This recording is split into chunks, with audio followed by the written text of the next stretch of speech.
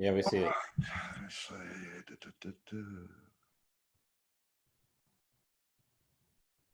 Okay. So we're going to talk today about how to increase your cash flow and how you can do how 1 + 1 + 1 equal 19. So I'll give you a little teaser. Okay. So we've all heard everybody's intakes has been down, some more than others. But the deal is, and I think everybody agrees that actually everybody's doing pretty good right now. I mean, in fact, cases are settling. Profits probably might even be up a little bit. I hadn't heard anybody yet, other than somebody's doing a criminal practice, that they're not having a good. The last 3 or 4 months haven't been really good. So, but I think it's going to create some challenges for the future, and we were talking about that earlier today. Anywhere from 6 to 18 months from now, you're going to see the effects of having a substantial drop in new cases. So, like I said, if you had a criminal practice, of course, you're losing money too. But like I say, I think you're going to experience some cash flow problems. Some of them you might not. If you got a big enough reserves or hit a big case. I mean, anything can happen. But the number one question you need to be thinking about right now is how can I get cash? How can I create cash? Because there's only 2 ways to create cash flow. It's either borrow money or create more revenue or more profits, right, from what you're doing. So today we're going to go through and explore some of those things. Now, Vernon Harnish, who wrote Scaling Up and Rockefeller Habits, said this. He said, you can get by with decent people, decent strategy, and even decent execution, but not a day without cash. If you run out of cash, game over. And we know that, companies that are failing now, they're running out of capital. And you're seeing a lot of restaurants, they just couldn't make it. They did not have the cash reserves to hang on during this pandemic. So Vern also says that revenue is vanity. It's just to make for your ego, and profits for your sanity, and cash is king or queen. But too many lawyers we really don't talk about the cash flow or profit and loss, just talk about how many cases we get in or what our gross revenues are. But it's not it's not what you gross, it's what you net, right? That's the bottom line. And I know Melton, he was talking about it earlier today before we went to lunch. He don't want more cases, he just wants better cases. So what he's wanting is he's wanting more profits, working on the same amount of case.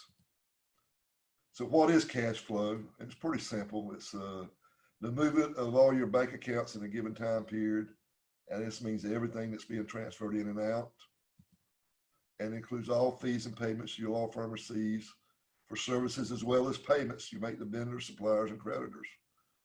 So to speak, if you were to start the year with $50,000 in your operating account and ended the year at $10,000, you would have a negative cash flow of $40,000.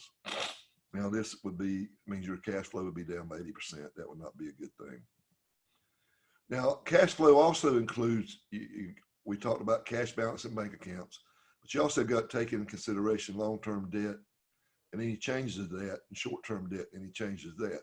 So, even though you might be taking the bank balance and paying off a loan, then that's going to still help you. Other than the interest you're paying, it should not affect your cash balance in your bank. I mean, the cash flow. But on a monthly basis, you should be looking at 2 things to review your cash flow: changes in your bank account balances, whether it's plus or minus from the previous month, and any loans or debts and the changes in the amounts you owe on them. And that could be your line of credit, or it could be just a regular loan or whatever. So what affects cash? The price you charge for your services, the volume of how many new cases you sign up, the cost of your goods or sales. What does it take far as overhead with your client, with your staff and lawyers to get the case from point A to closed. Accounts receivable, not as much for PI law firms because we get paid on a contingency. But there is a big, sometimes I see big gaps from the time you receive the check to the time you deposit it. So we can look at that too. And of course, your accounts payables and your inventory.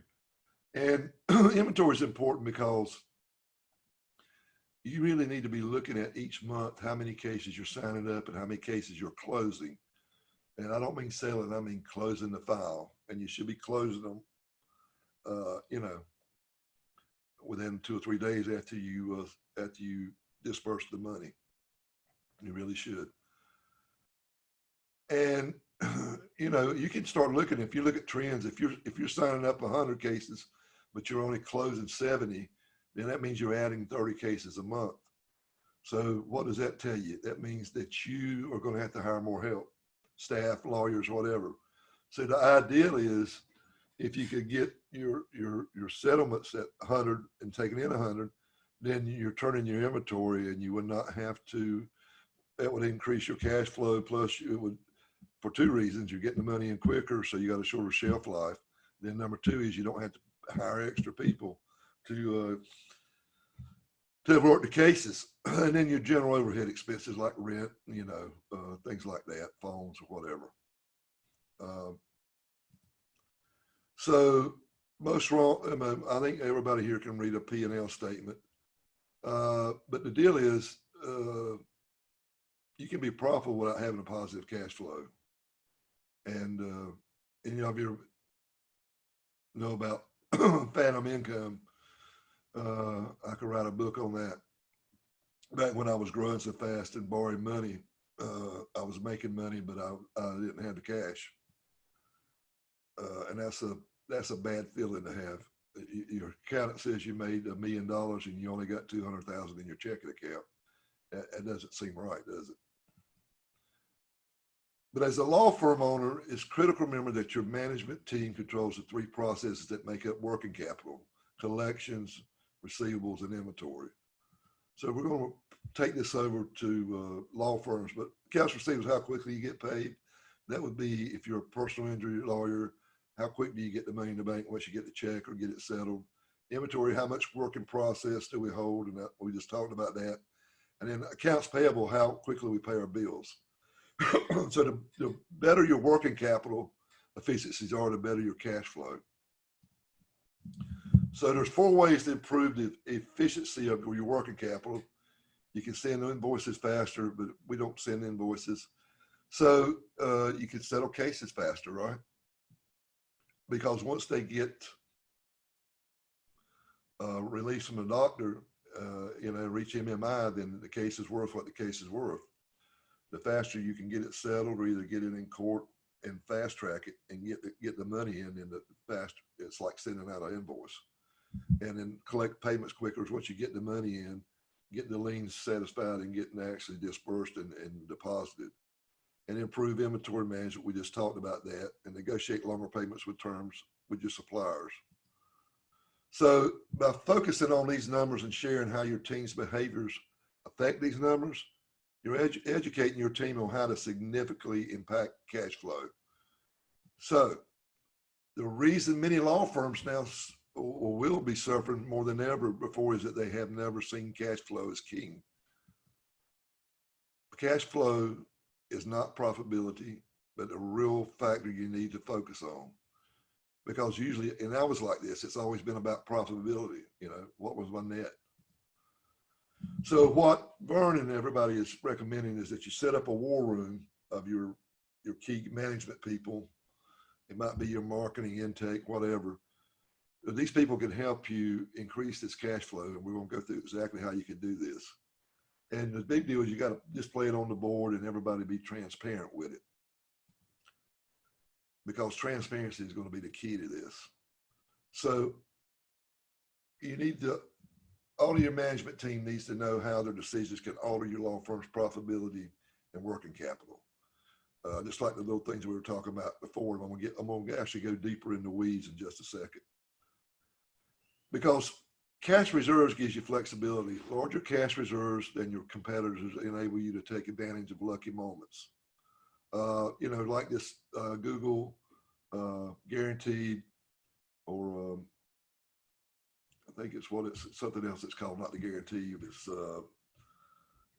anyway, this ads that are going to be in between the PPC and the MAP. LSA, Yeah, local services. yeah. So, you know, if you've got a good cash reserve, you could hit this early and probably knock a home run before everybody gets in it. There's a book, if you really want to get into this really deep. This guy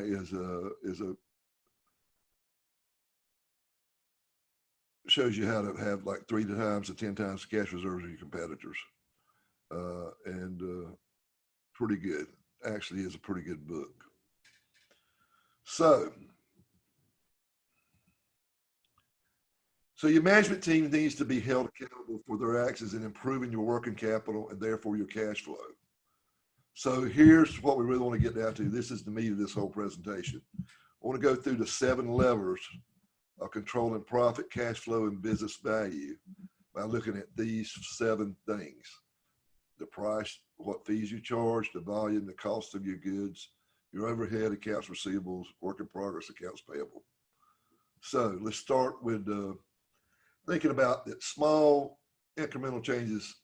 Just 1 or 2 of these levers can have a profound effect on your law firm. As my mentor once says, sometimes small hinges can open large doors. So just a 1 to 2% change in each of these 7 levers can have a profound effect on your cash and your profits. So here's what I was saying earlier. This was my teaser: 1 + 1 + 1 = 19%. So let's look at this. How can 1 + 1 + 1 = 19%? Let's say that you're doing sales of 10 million and you add 1% to that increase in sales. That's 100,000. A 1% decrease in cost of goods. That's getting your staff to get the cases quicker, get done quicker, more efficient. That's 50,000. And then a 1% decrease in operational expense. Their G&A is 4 million, and -1, that would be 40,000.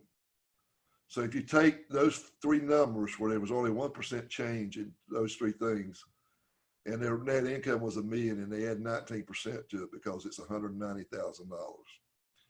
So I guess what I'm trying to say is you don't think much of it, but and of course this is just an example, but it could be even more or less for your law firm if you could just, you know, increase or decrease or whatever. So I want to dig a little deeper and really go in deep and talk about each one. So level 1 is price. So if you're charging an hourly rate, there's this thing called price elasticity, and I'm not going to go into it unless somebody asks me to. So here's the other deal, and this is kind of could be kind of earth-shattering if you think about it. I did not, during these meetings we've had, you know, I've had weekly meetings up to about 2 or 3 weeks ago with all my masterminds, and I was amazed at the difference in what different law firms are charging as a percentage contingency fee.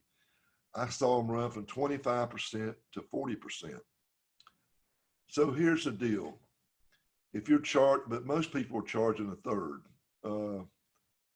If you're charging a third and you're settling $10 million worth of cases, and that means you get $3.3 million in fees, okay? If you went to 38%, you would see an increase of 5% of 10 million, which is $500,000. Okay, $500,000. And the deal is, you say, well, they won't go for that. Well, what I'm finding in talking to all these mastermind members is that if you go to 38%, somebody moans and groans about it, just cut it back down to 33. But what I'm hearing is less than 1% of people complain. They really don't.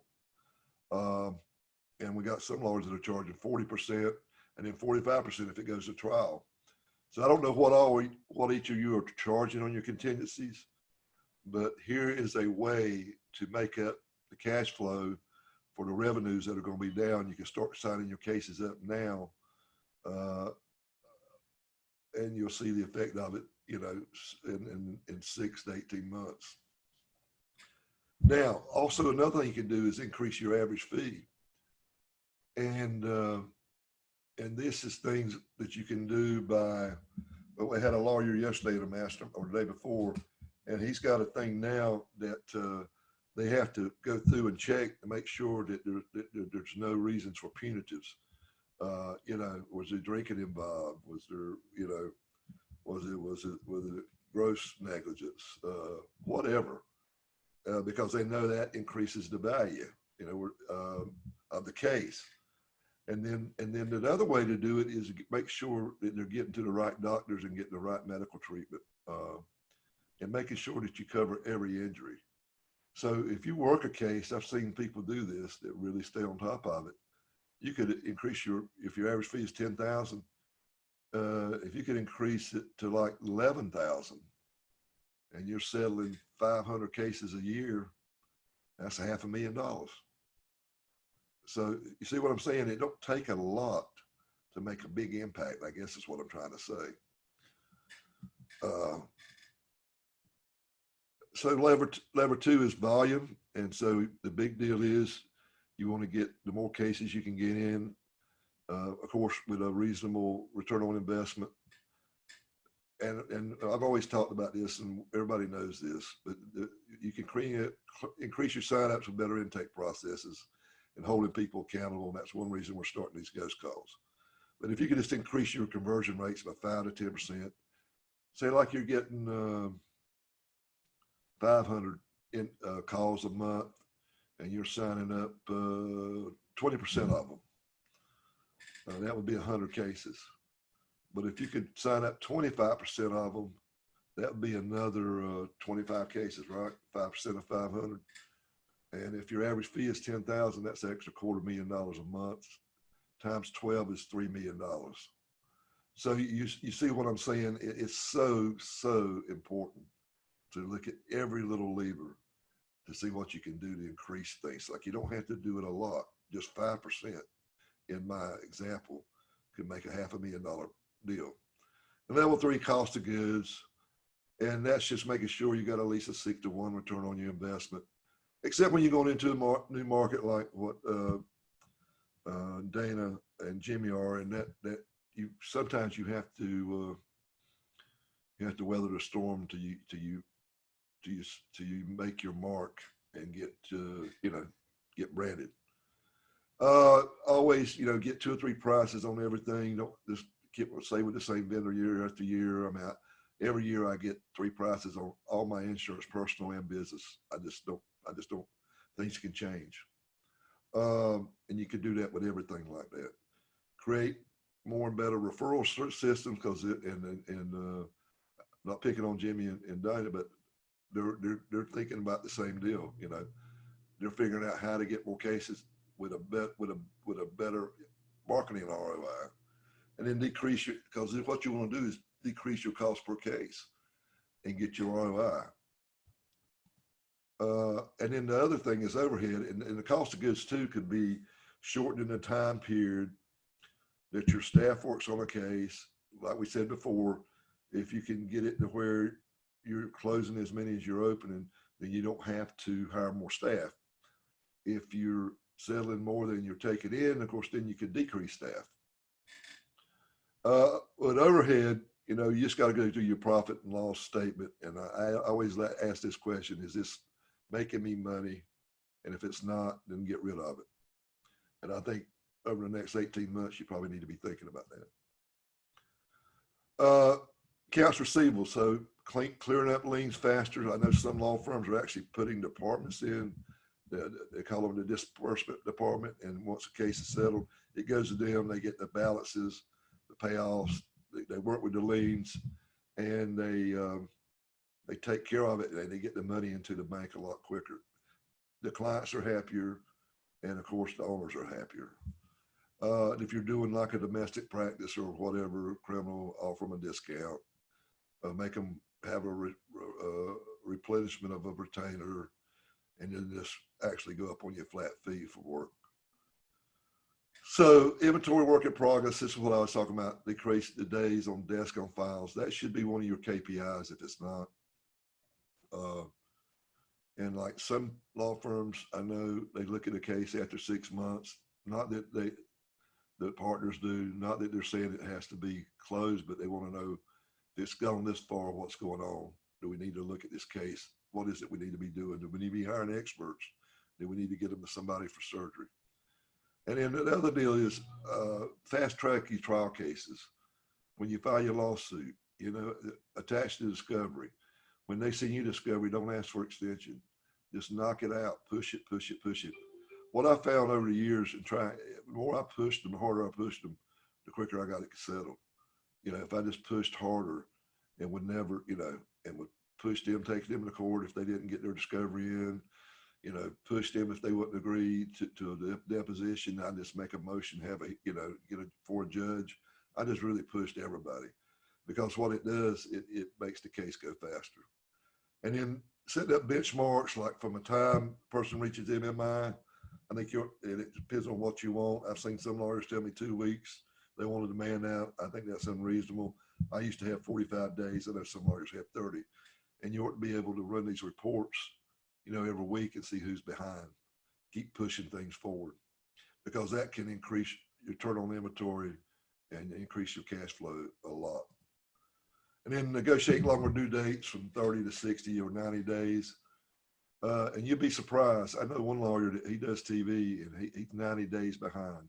And that's the way he worked it because he wanted to get the cases, you know, he wanted to be able to get, he wanted that, or that head start. Because some of his cases were settling in 4 to 6 months. You know, and it does happen. Like I'm doing this event, and I was putting this together, and I just said I'm gonna try this. So Rusty Dickens, you know, a guy that does a lot of the swag. So we're doing this virtual event. And I'm gonna send everybody a box with a bunch of swag in it, different things, you know. And so pretty big order, you know, probably gonna be a $40,000 order. And I asked him, I said, if I ordered it, because you want me to order it now, I said, well, if I order it now, can I wait, pay you after October 15th? I said, because that's when the event is and that's when I'll have all my money in. And he said, sure. So what I did, I just increased my cash flow by $40,000 for an extra 2 or 3 months. And, you know, and I could have paid him, but I wanted to test it and see if it would work. And it does work. Especially these days, people, they're just glad the fact that you're willing to pay them. I think a lot of them are. So if you were to have a monthly meetings with your management team and just choose 1 or 2 of these levers to work on and workshop the ideas, I give you some ideas, but you might have other ones. But after time, these incremental changes have a significant effect on you building your cash flow and your profits and transforming your law firm. I just think now more than ever, knowing and adjusting your numbers is keys to your success to get through this pandemic.